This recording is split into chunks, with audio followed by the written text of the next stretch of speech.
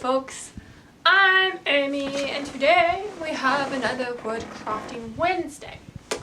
So I'm not at my desk like I usually am because my desk is actually very messy and we needed Star's comfort to do this one, not really, but yeah, it's messy and I didn't want to clean it up because it takes energy.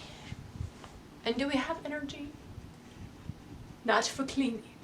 Anyway, today we're going to be talking about pacing. I actually have my computer right here so I can read my script because I'm cool like that. And today I don't feel like doing 5 million takes.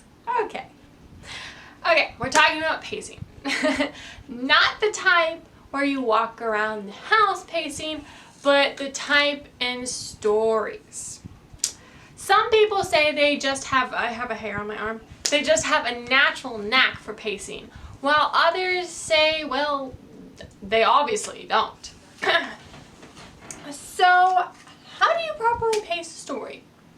I'm glad you asked, because we're going to find out. What is word crafting, and why does it matter? Word crafting is creating words with skill and giving them your own clever and creative flair.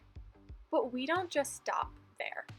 We explore how your physical, mental, and emotional state affects the beauty that you create and ways to help you stay healthy as you create a story that changes lives.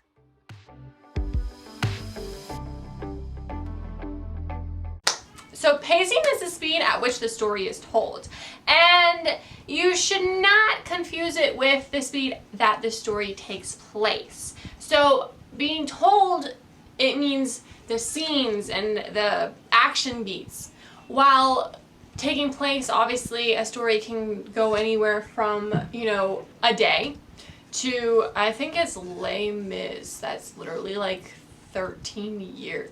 Or is it 40 years? It's really long.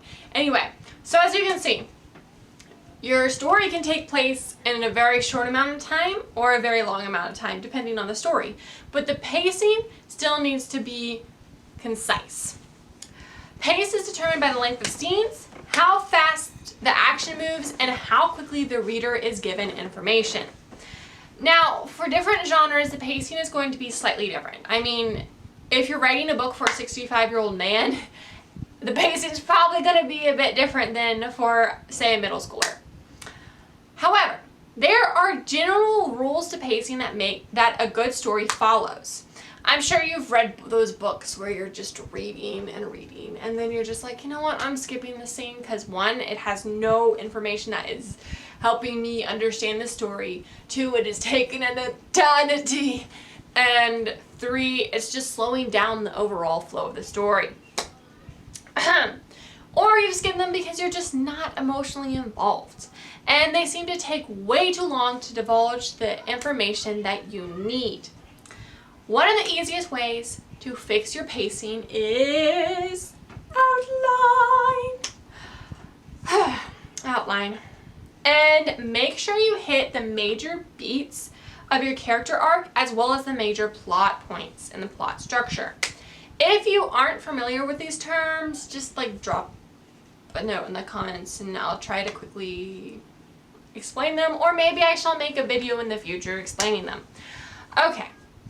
Even though a lot of pantsers complain that outlining devoids the story of imagination and excitement, in the long run, it's so much better because you don't have that space in the middle of writing where you're just typing and you're like, oh, I have no idea where I'm going or what I'm doing. Yeah, that's frightening. I can speak as a pantser that has now become an outliner. When it comes to pacing, an outline helps you have an overview of what you're actually doing with your book. And it does not have to be a book in and of itself. I think my outline for my current work in progress is like 2,000 words. And that's only because I have multiple point of views. So I would encourage that, if you're using the 3-act structure, just maybe a paragraph that long for each beat. Anyway,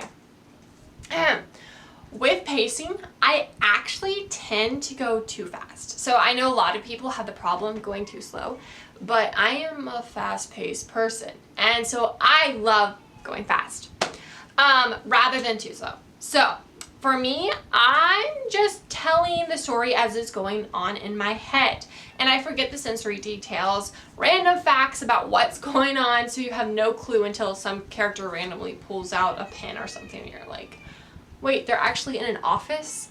And then I also tend to cut out dialogue. If you also have this problem, this is gonna sound so cliche and stupid because like your brain could figure it out, but obviously I usually have to take a deep breath and search with my mind's eye to figure out what is going on around me. What am I seeing? And what are the sensory details? Like, what am I smelling? What am I tasting? What am I feeling? Not like as in emotions, but like as in actual hands. That was such a weird laugh. Okay, think of the big picture. Write out necessary things that your reader needs to know before you write this scene. Because, I mean, we all sit down to scenes sometimes and we're like, dude, I did not plan this scene at all. Or you might not just write them, but, you know, spend some time before you actually write the scene, you know, preparing yourself to write it, thinking about it. What is happening in the scene? What is the general message I am trying to teach or portray through this scene? This is where the outline comes in handy, obviously, because you already have a paragraph that's explaining the scene slightly. And when I'm preparing to actually write a scene, I usually go into more detail in my brain because a paragraph is really not a lot of detail. With dialogue, you have to remember that your reader isn't your character's best friend. When your character says, you know, the reader really doesn't know. And that's kind of hard because, you know, see, I did it. You just say you know, and then you're like, they're obviously reading my brain. But unfortunately, people are not professional brain readers. Now, some people do tend to go too slow, and I honestly think that if you're going too slow, this is going to sound really stupid, but obviously go faster again. I also think people who go too slow tend to be detail-oriented. And you've read books like The Lord of the Rings and other books where the detail orientation actually works. And so I'm not saying don't be detail oriented. I'm just simply saying that sometimes adding all of that information, like or all of those like sensory details out of yourself into your book is not always a good idea. So pacing is also slowing down the information or realizing what information is important to your story and what is not. Because all characters have elaborate backstories, just like all people have elaborate backstories.